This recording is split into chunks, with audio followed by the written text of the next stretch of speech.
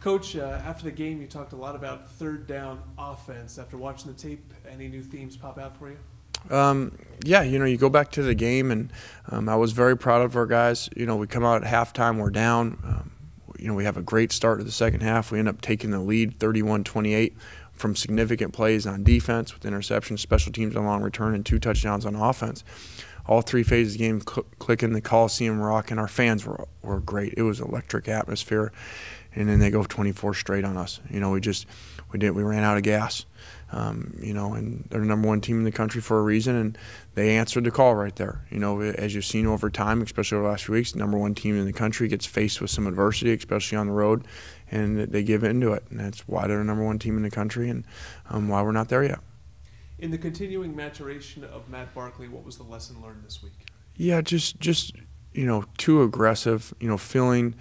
I think he felt in that game, and I did at times too, and I didn't call a very good game as well, because there were times when you felt like you had to score instead of just doing what we do, and being okay with 4-yard completions. And he had a couple times he could have ran for a few yards instead of forcing the ball. We can't, myself, him, especially, as leaders of offense, we can't find ourselves trying to do too much outside of the system. Attrition is really starting to hit the running back position. Is it starting to limit what you can do with not that many options in terms of diversity among your tailbacks? Yeah, for whatever reason, we're really banged up there. Both the last 2 games we've gone into with every one of them having some type of injury and then getting hurt throughout the game. And so hopefully we'll get healthy this week, and we can get back into more of a routine there. Robert Woods, Ronald Johnson, they've been great all season.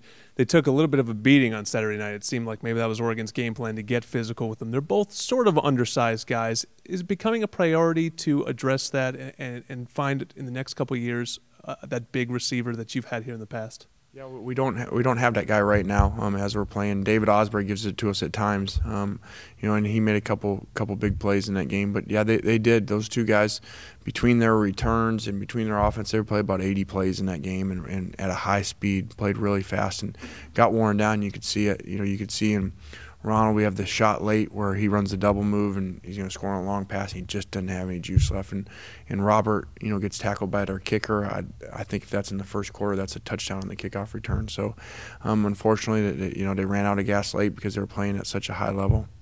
Given the number of plays, the stats, even points, get skewed sometimes playing against Oregon. Did your defense play well enough to win that game?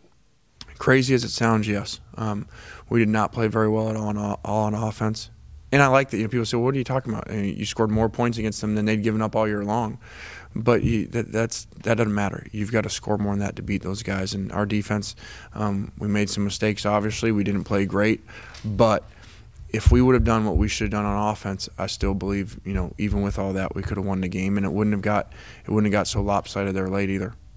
Naked eye, the 4 touchdown passes for Oregon all look pretty similar. They look like coverage breakdowns. What did you see on the tape? So much commitment to stopping the run that you've got to have your keys nailed, and you can't be a step slow versus those guys, and we were, when we gave up some big passes. You were very careful all last week to just build this as another game, the next game. Some of the kids, they took it in a different direction. Are you worried at all about a letdown this week? No, I don't think so. It's why I talked about it being the next game, because you never know for sure what the outcome is going to be. It's why there never is a bowl game until it is the bowl game. So, we've got a really good opponent coming in here. Arizona State has played great at times this year and has a great defense led by a, future NFL great player at middle linebacker. Yeah, see from Arizona State going into this week. Yeah, really. Speed on defense, very tough to handle, and then they're throwing the ball all over the place. Do they give you an opportunity, though, to get back to that aggressive defense that we saw against Cal, a little more traditional offensively? No, unfortunately, they spread you out too. They don't run the quarterback like Oregon, obviously, but they do spread you out and throw the ball around. They also like a high tempo. Do you feel like you're prepared a little bit better and in shape? It's almost Oregon light, and that might help you this week? I hope so. I hope that bye week, having off, and the conditioning that we did in there helps us. You talked about Vontaze Burfict. You were here with a young Ray Maluga. There have been some comparisons there, maybe off the field, an emotional kid, but a talented kid. Do you see that? Yeah, great player. Just a dominant. When he wants to turn on, he just dominates the game. I wish he was here.